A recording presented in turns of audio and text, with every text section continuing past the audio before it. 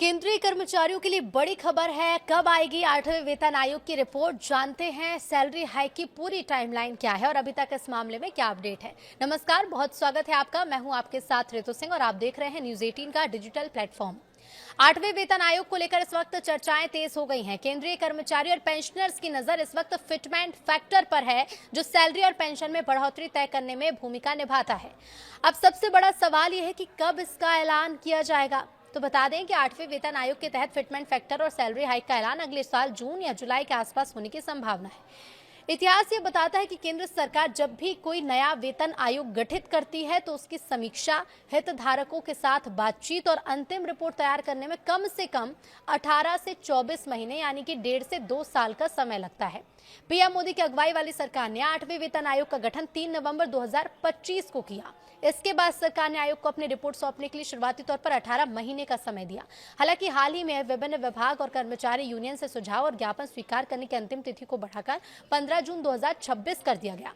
अब आयोग द्वारा सभी सुझावों का विश्लेषण करने के बाद शुरुआती 2027 तक अपनी अंतिम रिपोर्ट सरकार को सौंपे जाने की उम्मीद है। आयोग से रिपोर्ट मिलने के बाद वित्त मंत्रालय इसका मूल्यांकन करेगा। पुराने ट्रेंड्स को अगर देखें तो केंद्रीय कैबिनेट द्वारा फिटमेंट फैक्टर और नए सैलरी स्ट्रक्चर का आधिकारिक ऐलान जून या जुलाई 2027 में होने की संभावना है। बताया जा रहा है कि आयोग 2.64 से 2.86 के बीच फिटमेंट फैक्टर तय कर सकता है और इस हिसाब से मिनिमम बेसिक सैलरी में 47,500 रुपए से 51,500 के दायरे में बढ़ोतरी हो सकती है।